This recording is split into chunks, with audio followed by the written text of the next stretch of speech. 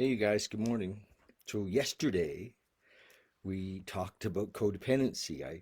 It was a heck of of a chat, and codependency. I got quite personal, I guess. It had come up, and the truth is, I don't think I know that. I didn't really know that much about kind of the symptoms of codependency, and although I did know, I guess it really it really came up for me the other night in a men's meeting, and where we discussed codependency, and so yesterday I spoke about it in depth, and also from a really personal level, and wow, you really have to be well to be in a relationship without it being codependent. It's a just just think about it. Wow. Anyway, I looked up the Wikipedia description of codependency, which really nails it, and talks about the 12 steps there as well. And so some questions came up. I'm sponsoring some guys, and about when is it safe to get in a relationship. Never. But that's not true, because some of my greatest life lessons in recovery have been when I have been trying to, um, you know, be in a relationship, be in with somebody, uh, and I really got to see myself, the best when I was living with somebody or in a relationship, and it's never I've been a natural for me, and it's never been a natural for me. I don't think I've ever been a great catch, really, because there was just so much damage done to the psyche and to the conditioning as a youth, and in my childhood, and I never, it takes a long time to become aware of those things, and then have those defects of character, if you will, if we use the 12-step model, to have them removed, but awareness, acceptance, it leads to change. Things move, but a lot of my relatings in early recovery were, throughout my recovery, the truth was, when I came into the to recovery, I was married, and we stayed married for 11 years, but it was interesting how probably unavailable I was, and how in that relating, I was still, I probably emotionally, when I sobered up at 25, I was about 13, and so I was just a little boy in emotionally, and so I can't say that I was qualified to be married, and yet there I was, married, and with children, and trying to grow up in recovery, and um, so it's when I talk to newcomers or guys that are in recovery, in the early days of recovery, I generally say, probably be safer to take a break. If you're not married, you're not in a relationship, let's do this work. Let's explore this work, and it for in a lot of cases, we think that our conditioning is very strong, that we have to be with somebody, and we romanticize the heck out of relationships, like, oh my gosh, this is, and if you look at the chemistry of it, of the biology of, what happens is that, the body releases dopamine when we're with somebody, just the same as it does when we do drugs or alcohol. That sense of ease and calm that comes, is a dopamine hit, and so we can be addicted, also, to that, to the relating to, and there's some, great information about that. But in the book, in our big book, there is some really good tips on, if you want to be in a relationship. It's interesting what how Bill dealt with the whole idea. And I remember that this is funny. My first big book study, and this is how mature I was. And was in my mid 20s, the piece on the relationships was basically on page 69. And like I was just like a high school, even though I was in my 20s, and I remember lots of guys giggling because, oh my God, look where they put it on page 69. I mean, that gives you an idea. Was I ready for a relationship? Had I not been married, no, I wouldn't have been. And so it talks about sex and relationships in the book, and suggests that we create a sound and sane ideal. Um, we reviewed our conduct. We're looking. This is the conduct we're looking for in relationship. We reviewed our conduct over the years past. Where would we have been selfish, dishonest, or inconsiderate? Whom had we hurt? Did we unjustifiably arouse jealousy, suspicion, or bitterness? And when we're in a relationship and we're there as a manipulator, or we're there. These are the tools of the manipulator: jealousy, suspicion, or bitterness. Where were we at fault? What should we have done instead? We got these all down on paper, so that's in the fourth step. In this way, we tried to shape a sane and sound ideal of our future sex life or future relationship life. We subjected each relationship to this test. Was it selfish or not? So there's the kind of the guideline. Was it selfish or not? And we asked God to mold our ideas and help us to live up to them.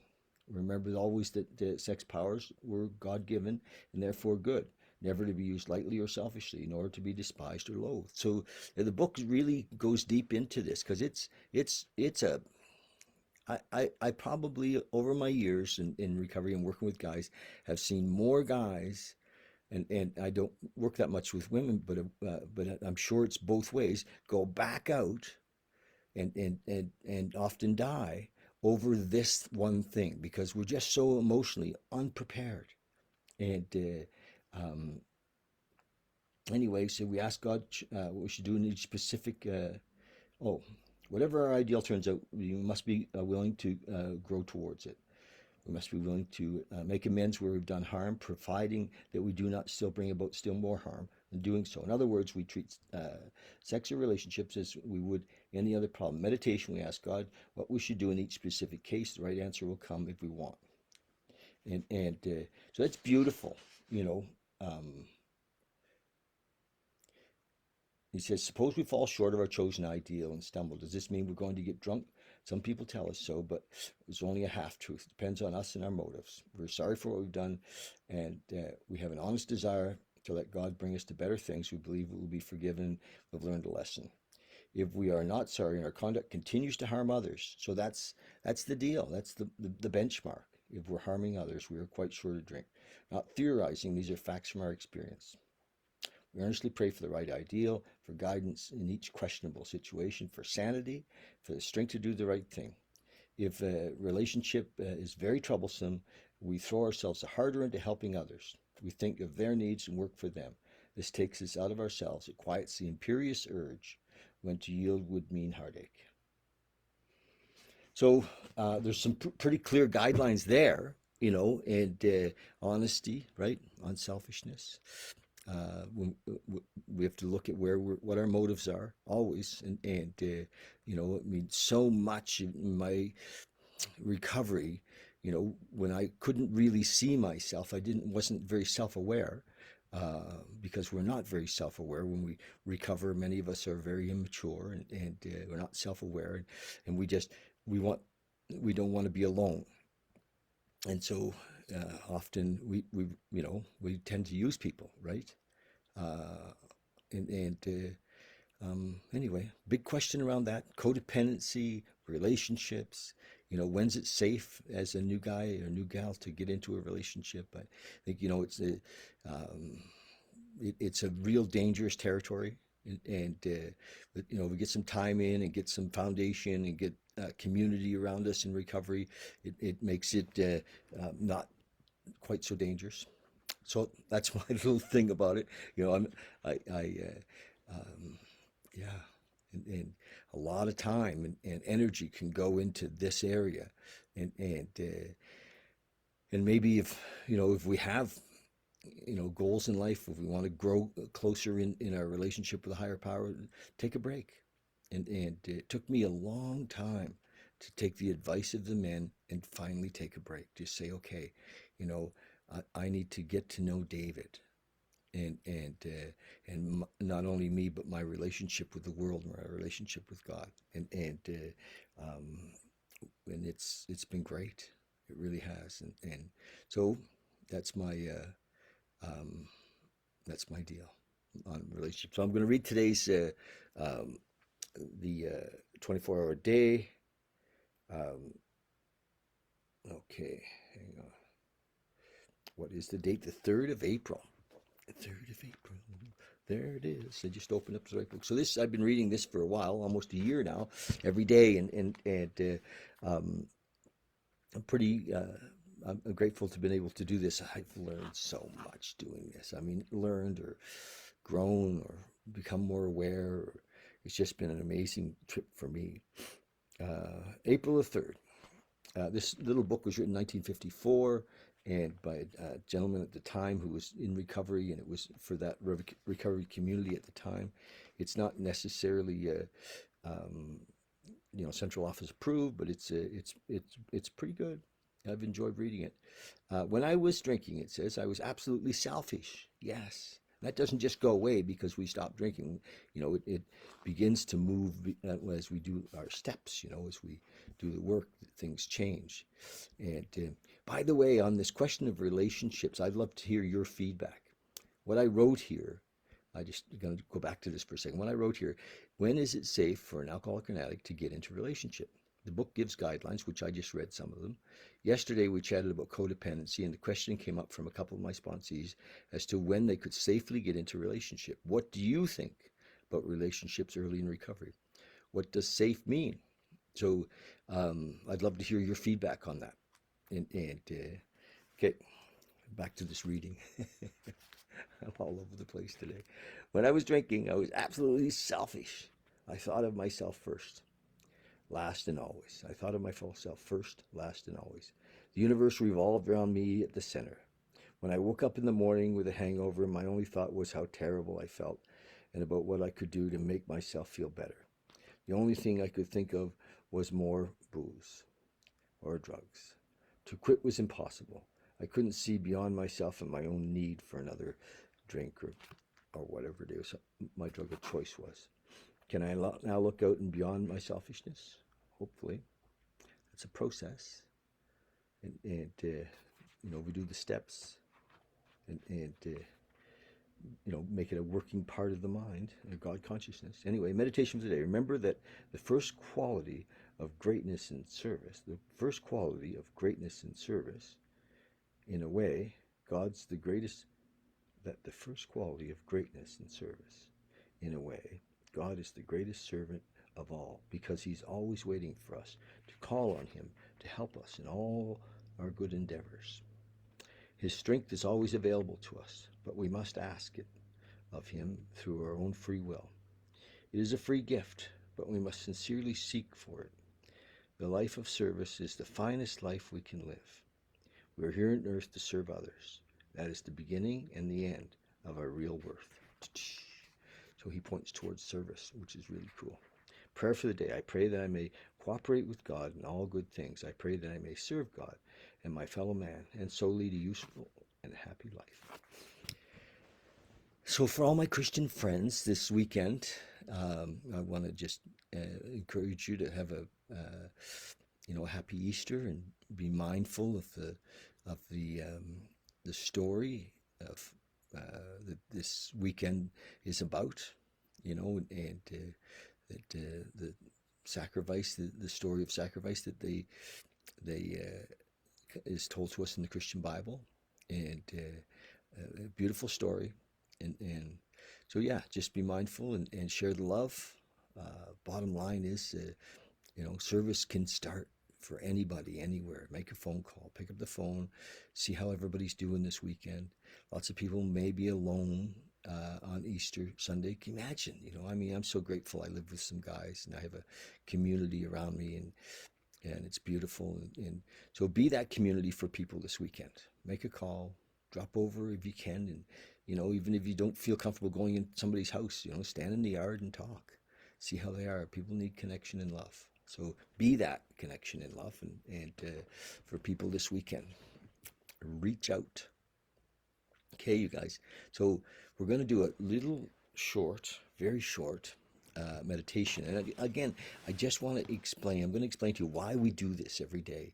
You know, one of the paths of awakening to the relationship with our higher power, with God as we understand Him or don't understand Him, is to sit quietly.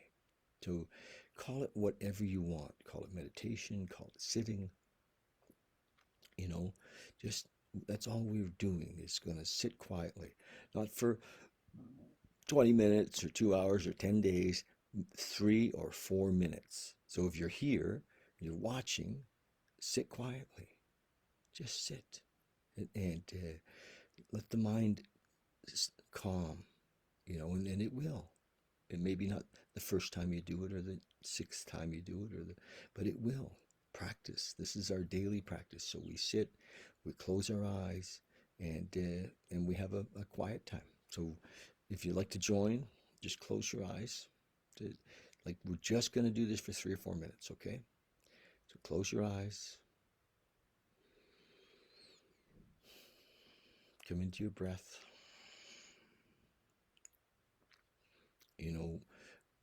Being present.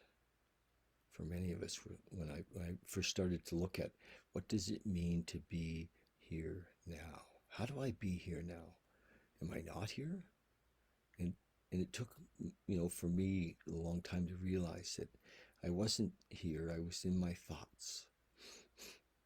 I was in my judgments. I was in my complaint. I was I was always assessing.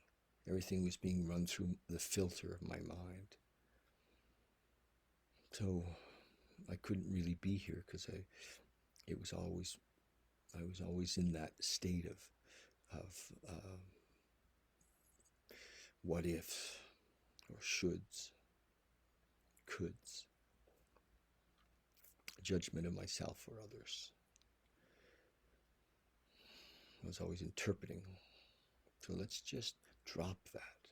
Become aware of it, but let's drop it for a moment. And the breath often brings us into this moment. See if we can get so close to the breath. Not just watching it. See if we can be that breath.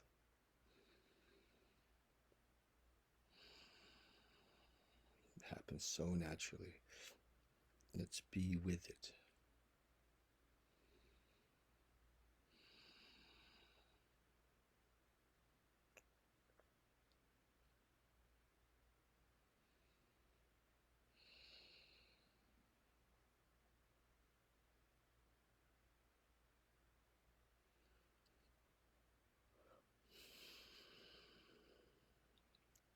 There we are. So as we're sitting, just become conscious of our bodies. Feel that we're actually living in this body. We're not our body. The body is like our servant. It's here to look after us, transport us around, serve us. So let's be conscious of our body, of our feet and our legs, and our hips, our backs, our shoulders. We're in this amazing vehicle. We can observe the body, and that brings us into the moment. Observe the breath. Bring our attention into our heart as it pumps blood every second through our whole body, keeps us functioning.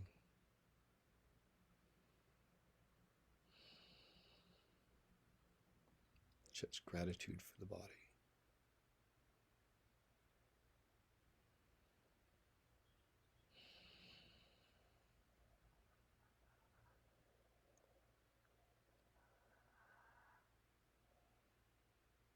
If thoughts come, just gently, gently let them go. Just gently let them go.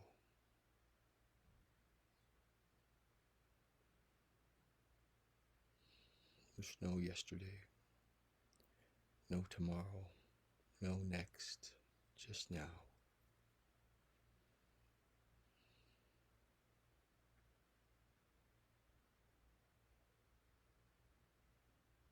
Be here now.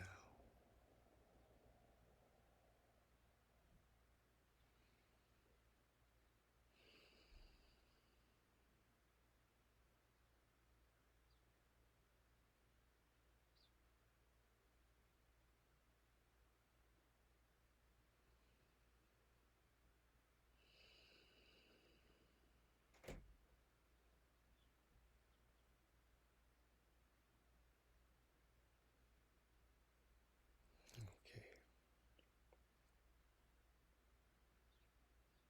So just come back if you like or not. Stay in that space, that quiet space. Just, yeah, just be there. Practice this on a daily basis. I'm going to let you go. Have a great weekend, Easter weekend. And Monday night we have our sharing group. I'd love you to join us, 7 o'clock. I'll put out a Zoom link for that. Okay, love you guys. Thanks.